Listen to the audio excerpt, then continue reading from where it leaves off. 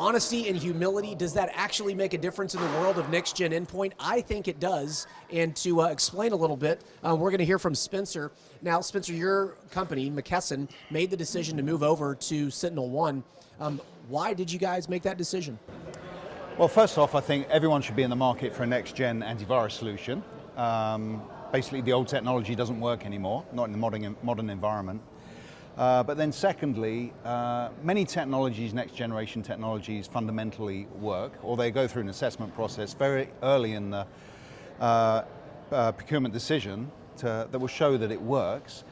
But what we're looking for is a team that we can partner with, a team that has a very honest and straightforward pitch, and then a roadmap in terms of the technology that we think we can build capability over a period of time.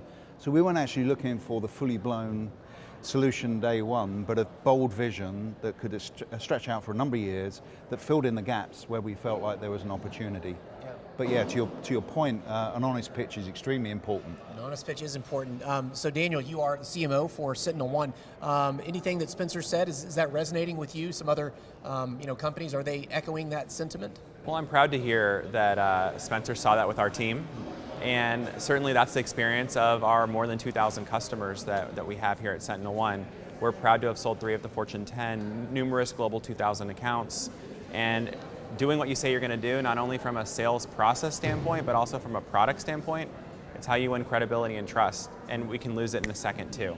Yeah. So we're always on the balls of our feet for Spencer, making sure that we deliver on time every time, and that's how we run our business. Yeah, I love that. Now, Grant, I want to have you weigh in on something that Spencer said, and I made a note of this. It's, I think, a powerful quote. Spencer, you said that the older technologies simply don't work in a modern environment. So, Grant, could you comment on that, maybe give a little more color to some specifics that you've seen in your role on the engineering side for SentinelOne? So I think for the AV suites, which are some of the products that people are looking to replace, they've been around for years and years, and they have, I like to describe them, they've become a Frankenstein of average parts that are glued together in a Frankenstein sort of way. It sounds scary. And so it is scary, because what happens is there's more opportunity for those products to break, there's more opportunity for them to just be very average at all of those parts and pieces, but not excelling at any one thing. So, and they become difficult to manage, they become very piggish on the system, they weigh down the systems, so they're just, they've become too bloated and large and mediocre. Got it, that makes sense. If it's okay, I'd like to end with talking about the importance of next-gen endpoint solutions, and really just the importance of cybersecurity discussions. So my question, Spencer, is to what degree is the board of directors and the executive team at McKesson, to what degree are they involved in the cybersecurity discussions and strategy? Yeah, so as you can imagine, board of directors are not necessarily interested in the instrumentation, i.e. what we buy, but they've got a general understanding through their various representations on boards and in their own companies of what the capability is. And they're pretty up to speed with old gen versus new gen as well. So while they might not call out specific brands, we do get very specific questions around, have you factored in the fact that signature-based antivirus solutions fundamentally don't work anymore? They're getting smarter. They're getting as smarter. It relates to cybersecurity. That's good. Yeah, and of course our executive team are looking for those quantifiable metrics that demonstrate that this is way more better value for money than what we previously had. And Daniel, in your experience, how high up the corporate food chain, if you will, are these discussions going nowadays? I think it really depends on the organization, the industry they're in.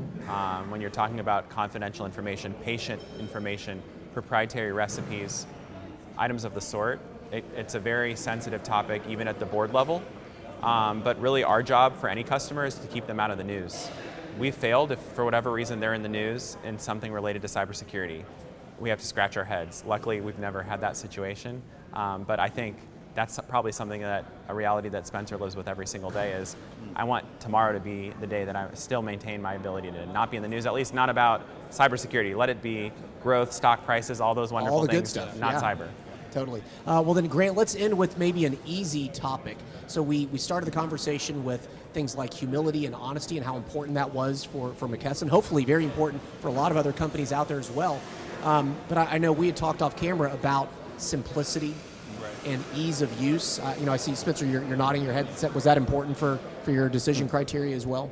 Yeah, no, super important. And go to the point earlier and reinforce it, what we had before was, technology that had been developed in the 80s or 90s, and then, coding's moved on, technology's moved on, so we did have a Frankenstein code base that was just incrementally layered on, and companies that just weren't willing to rewrite the code base and at the same time rewrite it for cloud. Right. So no wonder, new companies were able to take that leap forward, and I think it's improved a lot across the board. So we've heard a lot this week about how simple SentinelOne is to deploy and to use. Can you give a little specifics on that to close us out here? Sure, and we've designed the product so that it's not only is it more effective, but it's also more satisfying for the analyst to use, because they're not always involved in all of the minutia of understanding how an attack occurred, because the tool automates that, and so it permits them or allows them to spend more time on more interesting work. So there's the effectiveness of all of it, and then when a detection occurs, it's very easy for the analyst to look at what happened, the history of it, without they themselves having to reassemble everything. And that's challenging and interesting for some, but there's too much data to have to deal with all that all the time. So it makes work life a bit more pleasant for the analyst. Got it. It sounds great. So, it sounds honest, it sounds simple. In my opinion, that's elegant. Guys, thanks for joining.